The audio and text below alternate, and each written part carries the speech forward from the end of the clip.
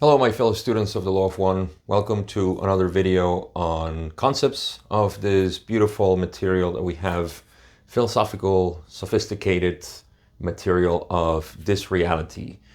I am going to make a short video today covering the law of responsibility, which is something that, strangely enough, we don't talk about much, but is quite important, as you will see, because I think we all are bound to this law and we don't know it. We don't apply it. And I think that's the key word that we're going to find here in my very simplistic diagram, which I think is all we need to know about the law of responsibility. So remember, just a quick refresher, these concepts are a lot more in depth than I can make it up here in this short video. But this is just an overview for you to get an idea of what they're talking about there in the raw material. Speaking of that, the raw material only speaks about this law a handful of times, and we get an idea of what this actually is.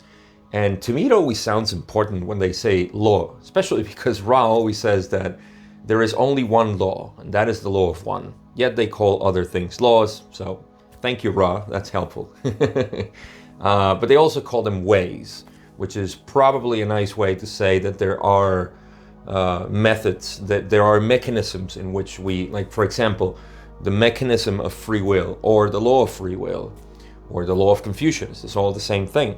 And these are methods or ways, or they probably, like even the word dharma, as we know it in Sanskrit, makes better reference to this, just the method in which things are accomplished. But in this case, we're talking about metaphysical laws, and the law of responsibility, metaphysics as it is, has to do with the mind and how we process experience and lessons and all of that. So I'll get into it. But first, I want to read you the most important paragraph in the raw material that talks about this law. And they were talking about the pyramid in this particular session and how the pyramid works and if we could use it and all that.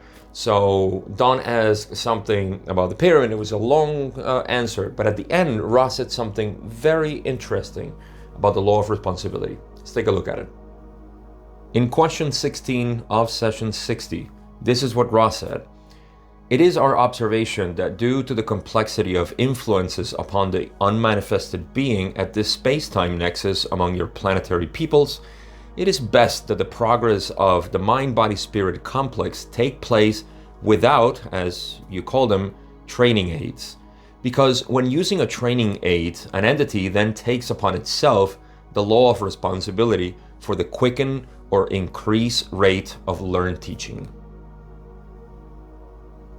Now, we can actually merge this with another conversation that I won't read here because it's actually inferred out of the conversation, that because of the law of responsibility was taking place at the beginning of the major cycle of this actually great cycle, the first major cycle of the 75,000 years, then what happened was that we lost our longevity of 700 years or so, almost 900 years, to the reduced lifespan of, I believe it was 200, but due to this law of responsibility not being used or not being put into practice.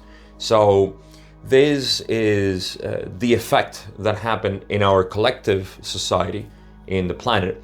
But we don't have to go to that complexity. We don't have to go to that historical effect that caused. We're interested in the individual let's say, effect that happens when we don't apply the law of responsibility. But first, let me explain in my own words, what is it? What is the law of responsibility?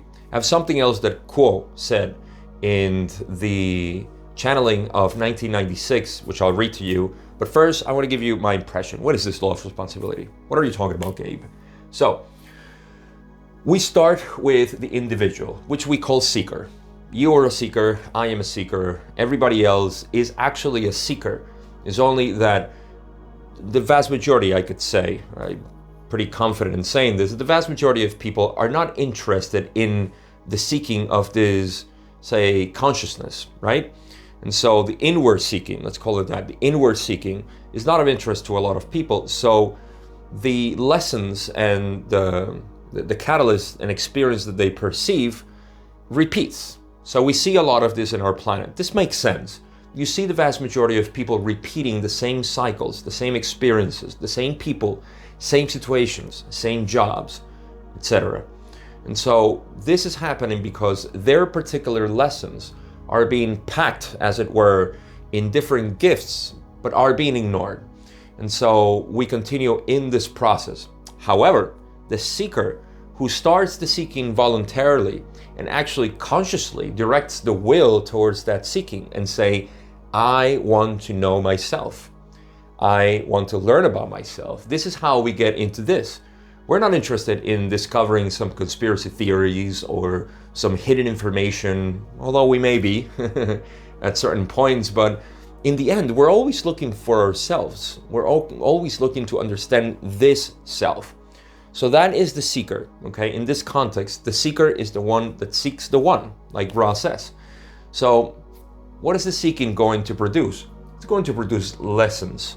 Those lessons come in, like I said, in the form of experience that brings catalyst. And that needs to be processed, as we know. This is the process of the mind. This is why we go through dark nights of the soul, because we cannot let go of certain things and so on. So we find ourselves always in the situation of having to go through a trial, right? And this trial, we're learning something about ourselves. In fact, we're letting go. This is exactly what it's meant in Oriental philosophy by letting go, just letting go of everything. And so you see how life opens itself to you. So the learning or the lessons will come. And so as we do this and we learn things, what do we need to do? Apply them to our lives. You see?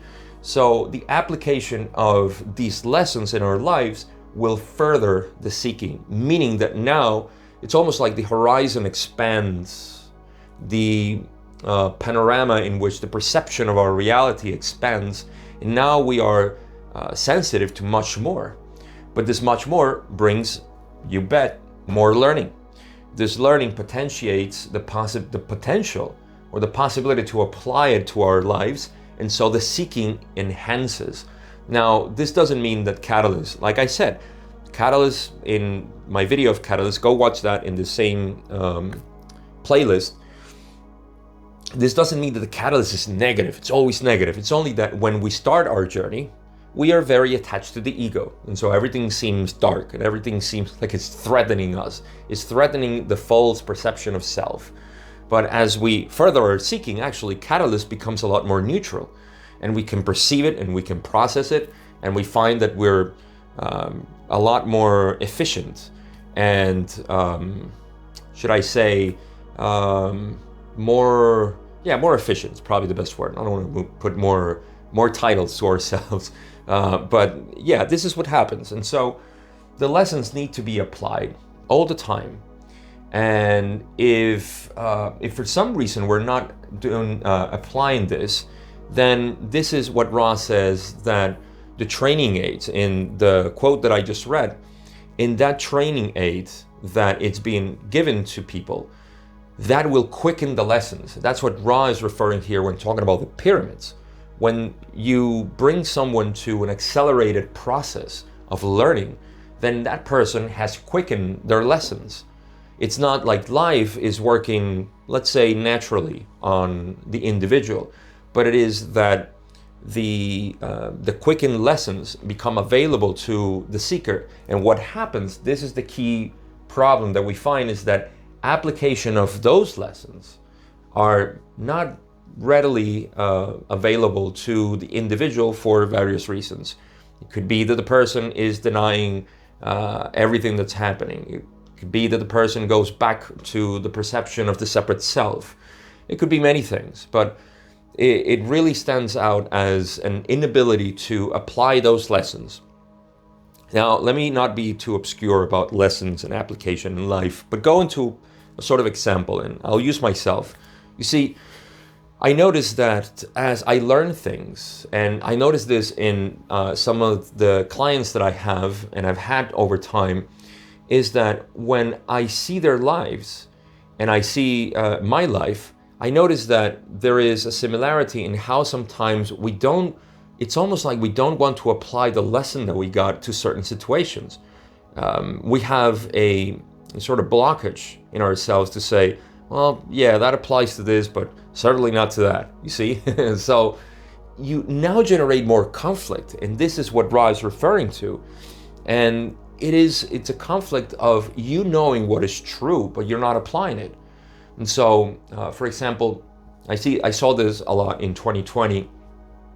People who, and I myself had to go through this process as well, of facing our fears with the collective system or matrix or society, or what threatens us, the government and the sects and all these obscure things that are happening in our world. We somehow don't apply our lessons of understanding and knowing that everything is the self. And so if we fail to do that, and this is my case in particular, if I had failed to do that, I would be in so much friction in my life today, because I would be carrying all this weight of trying to see the world as unity, as what I know it is, because I naturally understand it. I got my lesson, I understood the lesson, but applying it was very difficult for me. And so I had to go through this process of letting go of all those things that I felt that were right and we should have done and that need to happen in all of this. So as soon as I did that, you feel a relief in yourself. You feel like you have taken pounds and pounds of burden that had been on your shoulders for a long time. And so this is how we apply the law of responsibility. You have to scrutinize, so to speak, your own self and see how you're actually blocking yourself from seeing reality as it is and applying it to everything else that you see, because you know that life is going to throw at you all the time anything that will test your lessons, anything that will test you. This is catalyst coming back to us. And as we perceive this catalyst, then we go through the process of saying, I need to apply this to whatever the case may be. Okay, so my family did this, and in my job this happened, and whatever it is, now I perceive myself differently. This happened to me physically or mentally. Anything is just accepting and letting go, accepting what comes and letting go of whatever conceptions we had in the past and allowing that to be what we are. So you see, another thing that I want to mention, and especially I can say it personally, I have used psychedelics in the past and I know their effect. I know what they do. The effects of, and it's my opinion, I think it does the same thing as the pyramids. It quickens the lessons. And this is why you see a lot of people that use psychedelics as recreational or simply, I think it's even more when people use it for spiritual purposes and they feel that they're going to connect with the universe with the use of psychedelics and so on.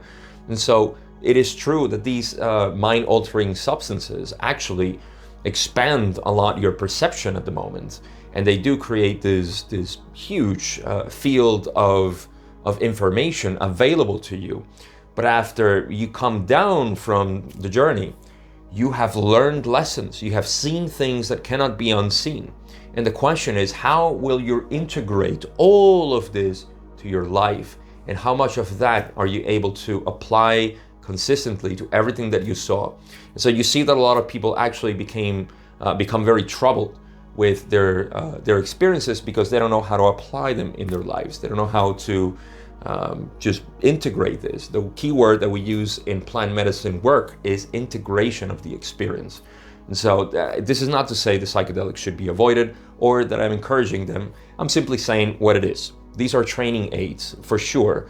And they do quicken the lessons, and it could be anything. We can add in so many things, but I think those that are very potent are, like the pyramid was explained to us by Ra, psychedelics, and I can't think of anything else right now that is, it's a fast experience like that. But could be also if you go to, say, a guru, or you go training in a temple and you see all these lessons, then you come out and don't apply them to your life. That's going to cause friction. So that's a very important thing about the law of responsibility, and why I think it's so important, because as we analyze ourselves, and this is why meditation is so important to me, because at the end of the day, or at the beginning of the day, or both, when you're analyzing your mind, when you're not analyzing your mind, but when you're observing the thoughts, the activity of the mind, it is helpful to know and see where you are actually not,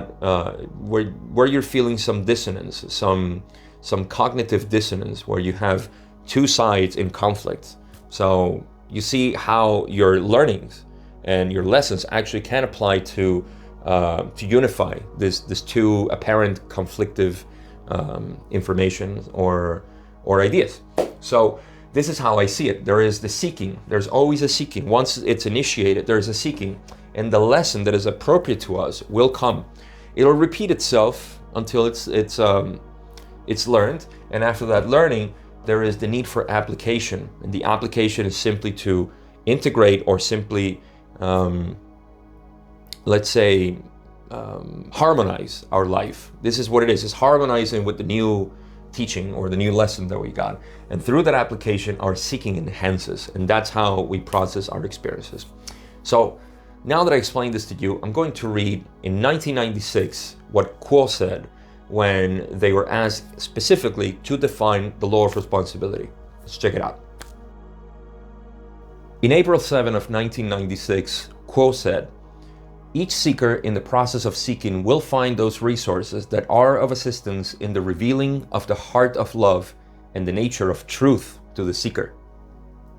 As the seeker becomes aware of more principles, shall we say, that are applicable to the life pattern, the seeker has the responsibility of utilizing these resources in the service to others and in the enhancing of the life pattern. If the seeker is unable or unwilling to use that which it has learned, then it will find greater difficulty in its future seeking in discovering further principles and resources that will assist in this process. Thus, the law of responsibility simply asks each seeker to use that which is learned to the best of its ability in the life pattern, in revealing love to self, love for self, love to others, love for others." That was pretty clear, right? 3 things I can take out of this that will support everything that I explain is, 1, that as we learn, then this enhances our reality, or it enhances our ability to keep seeking. 2, if we don't apply it, then it becomes a sort of friction for us, and actually it blocks us to continue to see, because it makes sense. If there's a blockage here in the application, then the seeking cannot continue. As you can see, this is a cycle. So it does make sense, and it will cause friction. One last thing that I would say, as they said, to the best of their ability, to the best of its ability, the seeker needs to use these principles that are being thrown at us or taught at us, thought to us in life. To me, this brings a little bit of, I know there is a reaction whenever we see this that, oh, I need to apply this. Oh my God, now I need to, get on my game because this is why I'm suffering. This is not why you suffer. You don't suffer because you haven't applied. Don't confuse one thing for the other. The reason of our suffering is simply because we do believe in the separate self. We do believe that there is actually something. This is a deep psychological study of ourselves that we need to do individually. And so I don't want this to sound like the law of responsibility is some cosmic law that somebody is enforcing, and because you're not doing anything or you're failing at something, then somebody is punishing you. This is not how the universe works. But it does reveal the fact that this is the mechanism of how we enhance our perception. And it does make sense. As you have seen through this video, this makes a ton of sense in your life, and I'm sure you have a lot of examples in your life on how you have been blocking sometimes, and once you release it, like I said, there's huge liberation. So don't feel like the law of responsibility is something that is it's causing you trouble or something. It is always you and your perception that is causing the trouble. That's the plain truth of it. So with that, I have nothing else to say about this law of responsibility. I hope it makes sense as usual. Hope it's valuable to you. I appreciate you watching this. I'll see you in the next video.